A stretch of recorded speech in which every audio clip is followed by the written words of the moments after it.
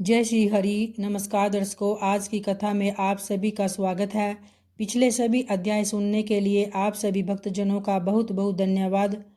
आज हम श्रावण मास महात्म्य के 27वें अध्याय को प्रारंभ करेंगे, जिसमें कर्क संक्रांति और सिंह संक्रांति में किए जाने वाले कार्यों का वर्णन किया गया है। तो आइए अब भगवान का ध्यान करके आज की पावन कथा को प्रारंभ करते हैं। ईश्वर बोले, हे सनत कुमार, श्रावण मास में कर्क संक्रांति तथा सिंह संक्रांति आने पर उस समय जो कृत्य किए जाते हैं उन्हें भी मैं आपसे कहता हूँ। कर्क संक्रांति तथा सिंह संक्रांति के बीच की अवधि में सभी नदियाँ रजस्वला रहती हैं, अतः समुद्रगामिनी नदियों को छोड़कर उन सभी में स्नान नहीं करना चाहिए। कुछ ऋषियों ने कहा है कि अगस्त्य के उदय पर्यंत ही वे रजस्वला रहती हैं। जब तक दक्षिण दिशा के आभूषण स्वरूप अगस्त्य उदित नहीं होते तभी तक वे नदियाँ रजस्वला रहती हैं और अल्प जल वाली कही जाती हैं। जो नदियाँ पृथ्वी पर ग्रीष्म ऋतु में सूख जाती हैं, वर्षा काल में जब तक 10 दिन न बीत जाए तब तक उनमें स्नान नहीं करना चाहिए।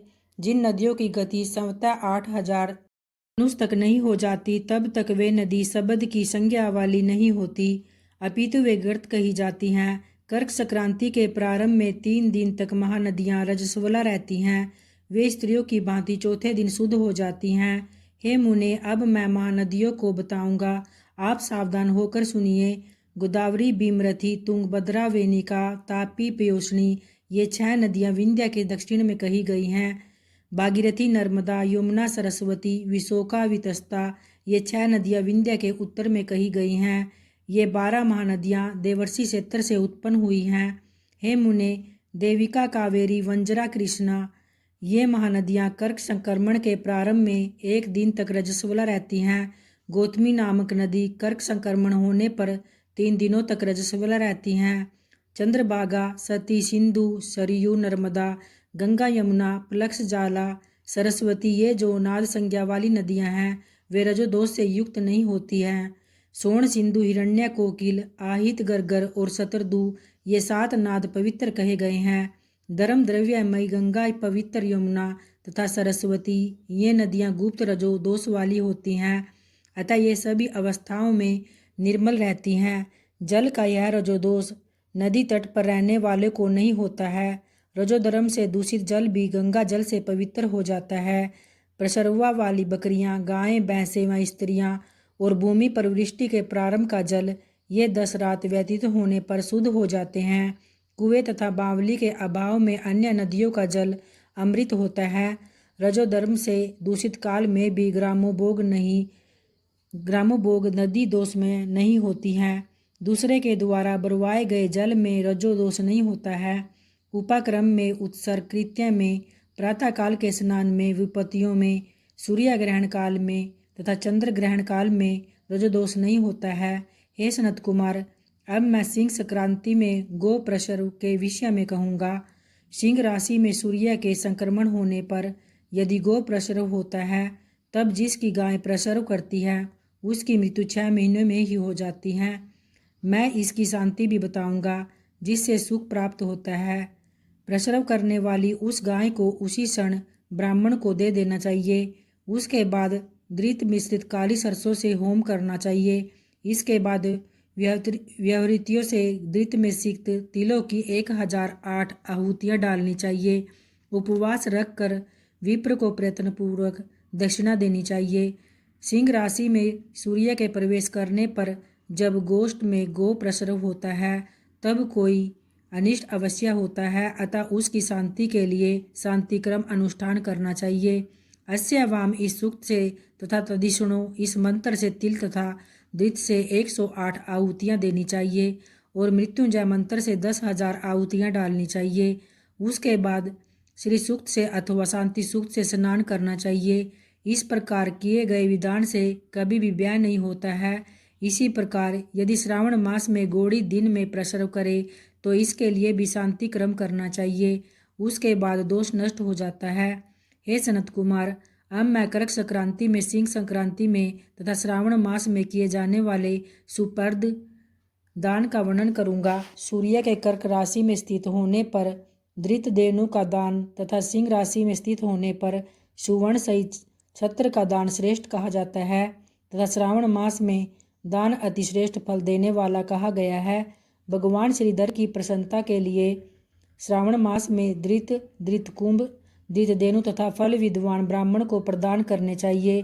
मेरी प्रसन्नता के लिए श्रावण मास में किए गए दान अन्य मासों के दानों की अपेक्षा अधिक अक्षय फल देने वाले होते हैं। 12 महीनों में इसके समान अन्य मास मुझको प्रिय नहीं है।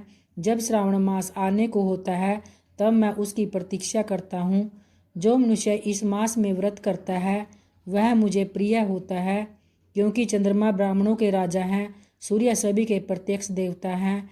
ये दोनों मेरे नेत्र हैं। कर्क तथा सिंह की दोनों संक्रांतियाँ जिस मास में पड़े उससे बढ़कर किसका महात्म्य होगा। जो मनुष्य इस श्रावण मास में पूरे महीने प्रातःकाल स्नान करता है वह 12 महीने तक प्रातः स्नान का फल प्राप्त करता है। यदि मनुष्य श्रावण मास में प्रातः स्नान नहीं करता तो 12 महीने में किए गए उसके स्नान का फल निष्फल हो जाता है। हे महादेव, हे दया सिंधु, मैं श्रावण मास में उषा काल में प्रातः स्नान करूँगा। हे विप्र, हे प्रभु, मुझे विघ्न रहित कीजिए। प्रातः स्नान करके शिवजी की पूजा करके श्रावण मास की सतकथा का प्रतिदिन भक्तिपूर्वक श्रवण करना चाहिए। बुद्धिमान व्यक्ति इस प्रकार से ही मास व्यतीत करता है। अन्य मासों की प्रवृत्ति पूर्णमासी प्रतिपदा से होती है, किंतु इस मास की प्रवृत्ति अमावस्या की प्रतिपदा से होती है। श्रावण मास की कथा के महात्म्य का वर्णन भला और कौन कर सकता है। इस मास में व्रत, स्नान, कथा, श्रवण आदि से जो 7 प्रकार की वंध्या स्त्री होती है वह भी सुंदर पुत्र प्राप्त करती है। विद्या चाहने वाला विद्या प्राप्त करता है। बल की कामना करने वाला बल मिल जाता है। रोगी आरोग्य प्राप्त कर लेता है। बंधन में पड़ा हुआ व्यक्ति बंधन से छूट जाता है। धन का अभिलाषी धन को पा लेता है। धर्म के प्रति मनुष्य का अनुराग हो जाता है तथा पत्नी की कामना करने वाला उत्तम पत्नी पाता है। हे मानंद, अधिक कहने से क्या प्रयोजन। मनुष्य जो जो चाहता है उसको पा लेता है और मृत्यु के बाद मेरे लोक को पाकर मेरे सानिध्य में आनंद प्राप्त करता है। कथा सुनाने के बाद वस्त्र, आभूषण आदि से कथावाचक की विधिवत पूजा करे। जिसने वाचक को संतुष्ट कर दिया उसने मानो मुझ शिव को प्रसन्न कर दिया। श्रावण मास का महात्म्य सुनकर जो वाचक पूजा नहीं करता, यमराज उसके कानों को छेदते हैं और वह दूसरे जन्म में बहरा होता है। अतः सामर्थ्यानुसार वाचक की पूजा करनी चाहिए। जो मनुष्य उत्तम भक्ति के साथ इस श्रावण मास महात्म्य का पाठ करता है अथवा सुनता है और दूसरों को सुनाता है उसको अनंत पुण्य की प्राप्ति होती है। तो इस प्रकार श्री स्कंद पुराण के अंतर्गत ईश्वर सनत कुमार संवाद में श्रावण मास महात्म्य में नदी रजोदोष सिंह, गो प्रसर्व सिंह कर्कट, श्रावण स्तुति वाचक पूजा कथन नामक 27वां अध्याय पूर्ण हुआ। तो प्रेम से बोलिए भगवान भोलेनाथ की जय, माता पार्वती की जय। दोस्तों, अगर वीडियो और कथा दोनों पसंद आई हो तो मेरे चैनल को सब्सक्राइब और वीडियो को लाइक ज़रूर करें। धन्यवाद।